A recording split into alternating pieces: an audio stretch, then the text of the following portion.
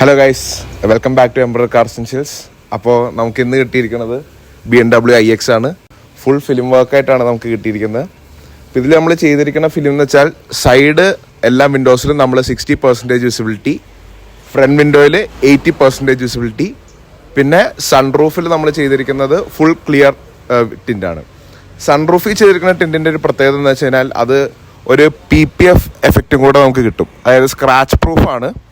പിന്നെ ചെറിയൊരു പ്രൊട്ടക്ഷനായിട്ട് പോയി. കാരണം വെച്ചാൽ നമ്മൾ ഈ സൺ ഫിലിം നമ്മൾ പുറത്തുനിന്ന് ഒട്ടിക്കണം, വിൻഡോയുടെ പുറത്തുനിന്നാണ് ഒട്ടിക്കണം. അപ്പോൾ അതിൻ്റെ ഒരു എക്സ്റ്റീരിയർ പ്രൊട്ടക്ഷനും നമുക്ക് കിട്ടും.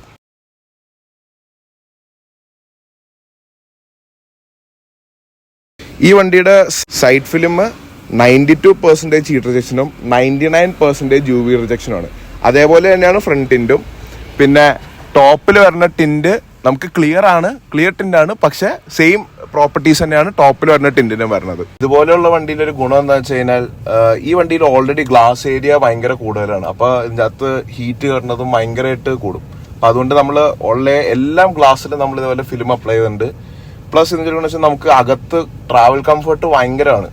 അതായത് നമുക്ക് വിസിബിലിറ്റിയും കട്ടാനുള്ള, പിന്നെ ഭയങ്കരമായിട്ട് ഹീറ്റും കുറയും.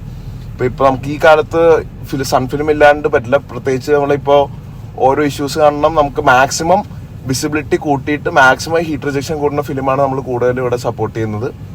അപ്പോൾ ഈ വണ്ടിയിൽ അത് ഭയങ്കര ഒരു പ്ലസ് പോയിന്റ് ആയിട്ടുണ്ട്. പിന്നെ ഇത് കുറയുമ്പോൾ നമ്മുടെ AC-യുടെ എഫിഷ്യൻസി കൂടും. അതേപോലെ ഇപ്പോൾ ഈ വണ്ടിയാണെങ്കിൽ ബാറ്ററിയുടെ മൈലേജ് കൂടും. അങ്ങനെ കുറേ